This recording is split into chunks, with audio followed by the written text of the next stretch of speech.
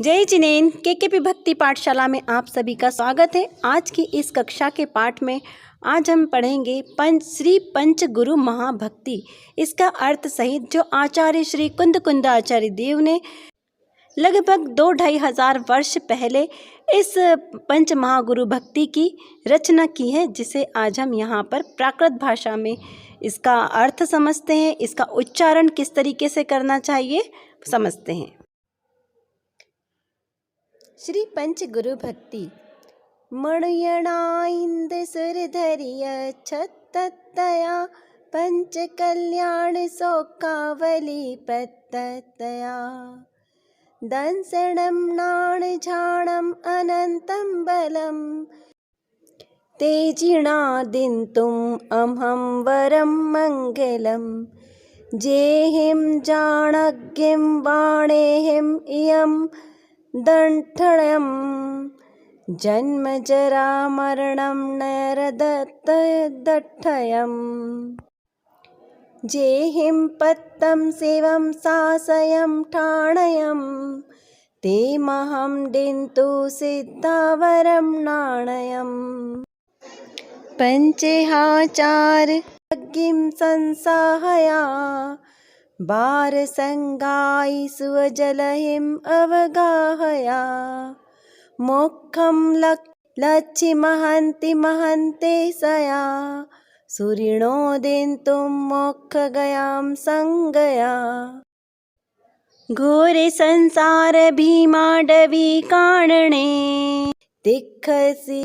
तिक्खवियरालन्न पावं पंचाणने न मग्गाण जीवाण पहदेसिया वंदे मोती उवच्छाय अम्हेसया उग्तव चरण करणे हिम जिणं गया धम्मं वरं झाण सुखेक झाणं गया निभरं तव सीरिये समालिंगया साहवो ते महं मोक्षपहं मग्गया एण धोतेण जो पंच गुरु वंदे गुरुय संसार गण वैली सो छिंदिये लहई सो सिद्धि सौखाई बहुमानणम् गुणैकं मेद्धणं पुंज पंजालनम् अरुहा सिद्धाइरिया उवज्झाया साहु पंच परमेट्टी एयाण नमो यारा भवे भवे मम सुहं दिन्तु भवे भवे मम सुहं दिन्तु भवे भवे मम सुहं दिन्तु। इक्षामि भन्ते पंचमहागुरु भक्ति काउ सग्गो कौ तस्सालोचेयुम अट्ठ महापाणिरेहैर संयुत्ताणम अरिहंताणम अट्ठगुण संपन्नाणम उड्डलोये मध्यम यम्मि पैडियाणम सिद्धाणम अट्ठ पवर्यण माऊ संयुत्ताणम आयरियाणम आयाराधिक सुदनाणोपदेशाणम उवज्झायाणम तीरयाणम गुणपालन रैणाणं सौवसाहुणं नित्यकालम् अच्छेमि पूज्येमि वन्दामि नमस्सामि दुःखखौ कम्मखौ बोहिलाहो सुगै गमनं समाहि मरणं जिनगुण संपत्ति हो मध्यम। इसी प्रकार आप पंच महागुरु भक्ति का शुद्ध उच्चारण के साथ बार बार सुनकर इसका प्रैक्टिस करें। अभी हम यहाँ पर इसका हिंदी में अर्थ देखते हैं, जिससे आपको इस स्तुति का भाव भाषण अच्छे से हो जाए। देखिए, जैसे यहाँ पर हम सबसे पहले लास्ट लाइन को लेंगे, तेजिणा दिन्तु अहं वरं मंगलम, यानी तेजिणा यानी वे जिनेंद्र भगवान, दिन्तु यानी देते हैं, प्रदान करते हैं, अहं मतलब मेरे लिए, कैसे मंगलवर, वर यानी इच्छित पदार्थ, तो ऐसे मेरे मंगलवर मेरे इच्छित वर को प्रदान करते हैं। अब कौन सी वस्तुएं हमें भगवान से प्राप्त करनी है, तो यहाँ पर कहा है तीसरे चरण में देखते हैं दंसनम यानी दर्शन। कौन सा दर्शन? तो केवल दर्शन, अनंत दर्शन। नाण कौन सा? अनंत ज्ञान, झाणम यानी ध्यान, अनंत बलम, अनंत बल। तो इस प्रकार से अनंत ज्ञान, दर्शन, ध्यान और अनंत बल, ये वाली इच्छित वस्तुओं की प्राप्ति हो। अब कौन इनको प्राप्त करेगा? तो कहा है मणुय नाइंदम यानी मनुष्य। तो मनुष्यों में यहाँ पे मनुष्यों के इंद्र को लिया है एक मुख्य रूप में। तो मनुष्यों में मनुष्यों के इंद्र, नाइंद यानी नरेंद्र, नागेंद्र, जो असुरों के देव हैं, जैसे भवनवासी देवों के देव कहलाते हैं। सुर यानी देव, देवेंद्र, देवों के देव। इस प्रकार से यहाँ पे मनुष्यों के मनुष्य देव, नागेंद्र, सुरेंद्र, ऐसे धारण करने वाले देवों को जो अपने सर पर यानी मस्तक पर 3 छत्र को धारण करते हैं, उनकी यहाँ पर चर्चा हुई है। ऐसे छत्ततया यानी 3 छत्र जिनके लिए देवों ने अपने मस्तक पर धारण किए हैं, ऐसे देव मुझे मंगल को प्राप्त करे। देवेंद्र यहाँ पर ऊर्ध्वलोक के देवों को लिया है, मनुष्य लोक, मध्य लोक के देव मनुष्य हो गए और भवनवासी अधोलोक के। इस प्रकार से 3 लोक की यहाँ पे चर्चा आई है। फिर आगे कहा है पंच कल्याणकों की सुख की बेला, पंच कल्याणकों की सुख की बेला यानी परंपरा को जिसने प्राप्त किया हो, ऐसे जिनेंद्र भगवान अनंत चतुष्टय को प्रदान करने वाले हैं, उनकी यहाँ पर वंदना की गई है। ये आपको समझ में आ गया है। अगला छंद सिद्ध भगवान को नमस्कार करते हुए कहा गया है, वे सिद्ध भगवान मेरे लिए उत्तम ज्ञान को प्रदान करें। कौन से सिद्ध भगवान? आप श्लोक में देखें तो अर्थ जल्दी से समझ में आ जाएगा। जेहिम जिनके द्वारा झाणाग्नि यानी कि ध्यान, झाण यानी ध्यान, कि ध्यान की अग्नि वो क्या किया है? बाड़े ही, उसको बाढ़ दिया यानी जला दिया है। जन्म जर मरण नैरत्यम, नैरत्यम मतलब कि जन्म, जरा और मरण, जरा यानी रोग और मरण यहाँ वृद्धावस्था या रोग यहाँ पर लिया गया है।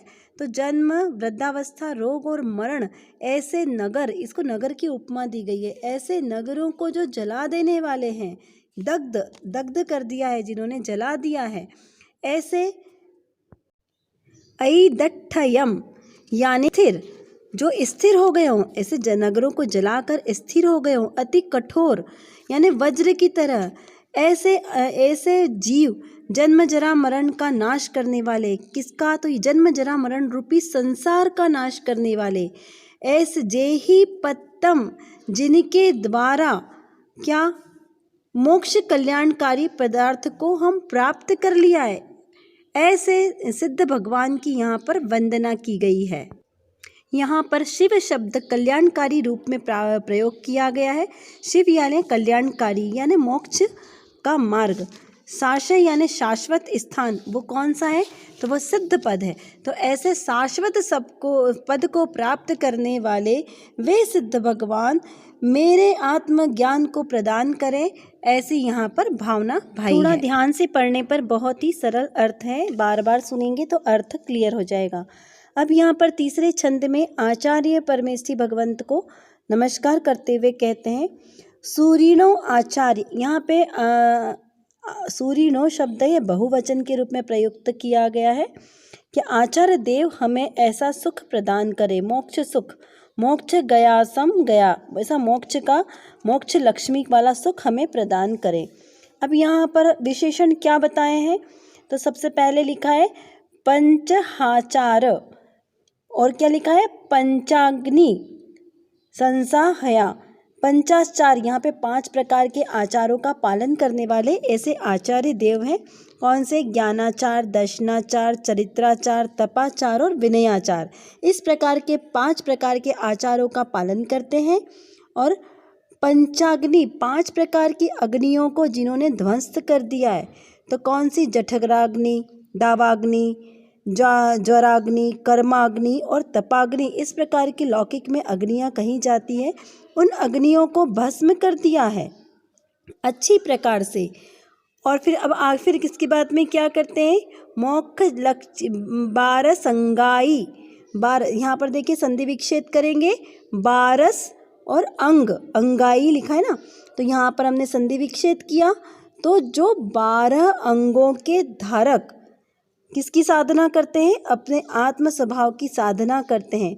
और 12 प्रकार के जो शुद्ध ज्ञान के अंग हैं, द्वादशांग जिसे कहते हैं, उसके धारक है सुअ यानी श्रुत के धारक।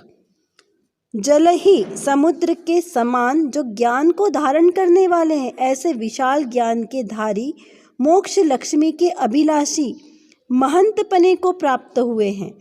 ऐसे सूरी आचार्य मेरे लिए मोक्ष रूपी मंगल को प्रदान करें, ऐसी भावना यहाँ पर भाई गई है। अब यहाँ पर चौथे छंद में उपाध्याय परमेष्ठी भगवंत के स्वरूप का वर्णन किया गया है। बहुत आप ध्यान से शांति से सुनेंगे, आराम से आपको समझ में आ जाएगा। यहाँ पर उपाध्याय परमेष्ठी के स्वरूप का नमस्कार करते हुए यह भावना भाते हैं कि कैसे है उपाध्याय परमेष्ठी। तीसरा चरण देखते हैं। नट ठठ मग्गाण जीवाण पहदेसिया। नट्ठ मग्गाण यानी जिनका मार्ग प्रकट नहीं है, ऐसे भव्य जीवों के लिए मोक्ष मार्ग में सहायक बन रहे हैं। कैसे? जो संसार में भटक रहे हैं जीवों, ऐसे भटकते जीवों को मार्ग दिखाने में कैसे है उपाध्याय परमेष्ठी? तीक्ष्ण तीक्ष्ण विकराल घोर संसार भींडावली यानी भीषण वन जैसे अटवी, वन छोटा होता है लेकिन अटवी बहुत जो सघन वन कहलाता है, उसको अटवी की उपमा दी गई है।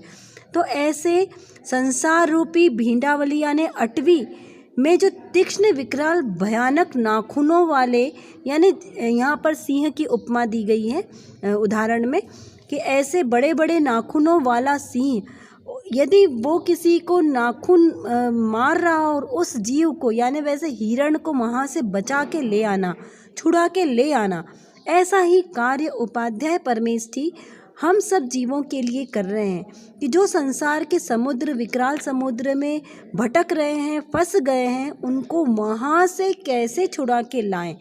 ऐसे जीवों को इस पंच परावर्तन रूप संसार से निकालने वाले हैं। पंच परावर्त कौन से? द्रव्य परावर्तन, क्षेत्र परावर्तन, काल परावर्तन, भाव परावर्तन और भव परावर्तन। ऐसे 5 परावर्तन रूप संसार से बचाने वाले ऐसे उपाध्याय परमेष्ठी सदा वंदनीय है। वीडियो लंबा हो जाए इसकी चिंता न करें, रोक के भी हम इस स्तुति के अर्थ को समझ सकते हैं, लेकिन स्तुतियों का अर्थ समझना बहुत ही आवश्यक है। अभी हम यहाँ पे 5वें छंद के माध्यम से आत्म साधना में निमग्न रहने वाले ऐसे साधु परमेष्ठी के स्वरूप का वर्णन सुनते हैं। साधु परमेष्ठी कैसे हैं? तो आत्मचिंतन मनन ही जिनका कार्य है, ऐसे साधु भगवान को नमस्कार करते हैं। साहवो ते महम मोक्ष पयः मग्गया। ऐसे मोक्ष मार्ग को बताने वाले साधु परमेष्ठी को नमस्कार करते हैं। अब कैसे हैं वे? उग्र तव, उग्र यानी उग्र, तव यानी तपस्या। तो उग्र तपस्या, उग्र तपश्चरण करने के कारण जिनका क्षीण हो गया है शरीर, क्षीण गया यानी क्षीण हो गया, क्षीण प्लस गया, अंग गया, इसलिए यहाँ पे संधि का विच्छेद हुआ है। तो ऐसे क्षीण, जिनका शरीर क्षीण हो गया है, ऐसे दुर्बल शरीर वाले कौन थे? धम्म वर्ण। और वो क्या करते हैं? धर्म ध्यान। धम्म ध्यान का मतलब ध्यान। ऐसे धर्म ध्यान को धारण करते हैं। 4 प्रकार के ध्यान आगम में कहे हैं। 2 प्रकार के निचले ध्यान होते हैं, अशुभ ध्यान, और 2 शुभ ध्यान होते हैं। आर्त ध्यान और रौद्र ध्यान अशुभ ध्यान है, तथा धर्म ध्यान और शुक्ल ध्यान ये उत्तम ध्यान की श्रेणी में आते हैं। तो ऐसे धर्म ध्यान और एकमात्र शुक्ल ध्यान को ध्याने वाले ऐसे साधु भगवान क्या करते हैं? जिन्होंने निभरम यानी जो प्रगाढ़ रूप से पूरा उसमें निमग्न होके, किसमें? अपने आत्म स्वभाव में निमग्न होके तप रूपी लक्ष्मी से जिन्होंने अपना स्वरूप विभूषित किया है, वे साधु भगवान मुझे मोक्ष पद दिलाने वाले हैं, मोक्ष पद दर्शाने वाले हैं, इसलिए उन्हें नमस्कार हो, नमस्कार हो। इन 5 छंदों में पंच परमेष्ठी के स्वरूप का वर्णन करते हुए भक्त ने यहाँ पर पंच परमेष्ठी को नमस्कार किया गया। आगे का छंद देखते हैं। देखिए, इसे ध्यान से देखिए। एण धो तेण, यानी इस स्तुति के द्वारा जो पंच गुरु की वंदना करते हैं वह छिंदे, देखिए नीचे लिखा है छिंदे, छिंदे संसार। तो जो स्तुति करते हैं वे इस संसार को छिंद यानी नष्ट करते हैं। कैसे? तो संसार रूपी घनी लता, यहाँ पे वैरणी शब्द है ना, ये घनी लता के रूप में प्रयोग किया गया है कि घनी लता यानी बेल का जो छेदन करते हैं, ऐसे इस स्तुति का फल है। लहई, लहई यानी प्राप्त करना। तो क्या प्राप्त करना? सिद्धि, सिद्ध सुख, मोक्ष सुख को प्राप्त करते हैं। उत्तम मान प्रतिष्ठा को प्राप्त करते हैं, उत्तम नरों से पूजित होते हैं। जैसे हमारे अरहंत देव 100 इंद्रों से पूजित हैं, ऐसा यहाँ पर इसका भाव समझना। फिर एक है कुणई, यानी करता है, ये क्रिया है। कम्मम घणम, यानी यहाँ पर हम संधि विच्छेद करेंगे। कम्मम प्लस ईंधन, यहाँ पे कर्म रूपी ईंधन के पुंज को जलाता है, यानी कर्मों के समूह को जलाता है। ऐसे यहाँ पे वर्तमान काल की क्रियाओं का प्रयोग किया गया। ऐसे ही सभी पंच परमेष्ठी प्रभुओं को यहाँ पर स्तुति करके नमस्कार की महत्व बताया है। व्यवहार से जीवों को पंच परमेष्ठी ही मोक्ष मार्ग प्राप्त करने में सहायक है और निश्चय से अपनी निज शुद्धात्मा ही मोक्ष को प्राप्त करने में सहायक है। अब अंतिम दोहा देखते हैं। अरुहा, यहाँ अरुहा यानी अरिहंत। अरिहंत के बहुत सारे अलग अलग भाषाओं में नाम है, जैसे प्राकृत में अरिहंत, अरिहंत, अरुहंत अपभ्रंश भाषा का शब्द है संस्कृत में, लेकिन ये सारे नाम अरहंत के ही शब्द हैं। फिर सिद्ध परमेष्ठी, आचार्य परमेष्ठी, उपाध्याय परमेष्ठी, अरहंत, सिद्धाईरिया, उवज्झाया, साहू, परमेष्ठी, ये 5 परमेष्ठी हैं। जो साधु, ये जो 5 परमेष्ठी है, तो परमेष्ठी किसे कहते हैं पहले तो ये समझना है। परम पद में जो स्थित हैं वे कहलाते हैं परमेष्ठी। ऐसे पंच परमेष्ठियों को नमस्कार करके वे भव भव में मेरे लिए सच्चे सुख को प्राप्त करें। एयाण नमो यारा, ऐसे ये पंच परमेष्ठी भव भव में मेरे सच्चे सुख को प्राप्त करने में निमित्त बने। भवे भवे मम सुख दिंतु, भव भव में मुझे ऐसे सच्चे सुख को प्राप्त कराए। अब सच्चा सुख कौन सा है? तो जो आकुलता रहित है, जो मोह राग द्वेष से रहित है, वही सुख सच्चा सुख है। इस प्रकार अभी हमने यहाँ पे संक्षिप्त में इस स्तुति का अर्थ समझा। इसका और डिटेल में समझने के लिए आप हमारे इस चैनल से जुड़े रहें और हमारे इस चैनल को सब्सक्राइब कीजिए, लाइक कीजिए और बहुत सारे साधर्मियों के साथ इसको शेयर करके इसी प्रकार सभी हमारी पुरानी प्राकृत स्तुतियों का अर्थ समझ कर ही भावपूर्वक स्तुति कीजिए। आइए अभी इसकी हम अंजलिका का अर्थ भी देख लेते हैं। हे भगवान, इच्छामि भन्ते यानी इच्छा करता है। हे भगवान, मैं इस पंच महागुरु भक्ति को करके ये इच्छा करता हूँ, कायोत्सर्ग करता हूँ, आलोचना करता हूँ। 8 महाप्रातिहार्यों से संयुक्त, 8 महाप्रातिहार्यों से संयुक्त ऐसे कौन है? अरहंत परमेष्ठी। तथा 8 गुण से संपन्न ऊर्ध्वलोक, मध्यलोक और अधोलोक के शिखर पर विराजमान है। जो ऊर्ध्वलोक के शिखर पर, जो ऊर्ध्वलोक 7 राजू का शिखर है, उसके ऊपर सर्वोत्कृष्ट स्थान पर तनुवात वलय के अंत में जो स्थित है, और कहाँ पर? ईषद प्रागभार नाम की एक पृथ्वी है, उस शिला पर, जिसे सिद्ध शिला भी कहा जाता है, उस सिद्ध शिला के अग्रभाग में यानी लोक के अग्रभाग में स्थित है। ऐसे 8 प्रवचन मातृका से संयुक्त है। कौन कौन सी? तो 5 समिति, 3 गुप्ती, ऐसी 8 प्रवचन मातृका कही गई है। तो ऐसी 5 समिति 3 गुप्ती से युक्त आचार्यादिक। फिर श्रुत ज्ञान का उपदेश देने वाले उपाध्यायों के लिए ऐसे उपाध्याय परमेष्ठी और 3 रत्नंतर रूपी गुणों के पालन में जो लीन है ऐसे सर्व साधुओं के लिए नित्य समय मैं अर्चना करता हूँ, पूजा करता हूँ, वंदना करता हूँ, नमस्कार करता हूँ। मेरे दुखों का क्षय हो, कर्म का क्षय हो, बोधि यानी ज्ञान, ज्ञान की प्राप्ति हो, सुगति यानी सदगति में गमन हो, समाधि मरण पूर्वक मेरा मरण हो।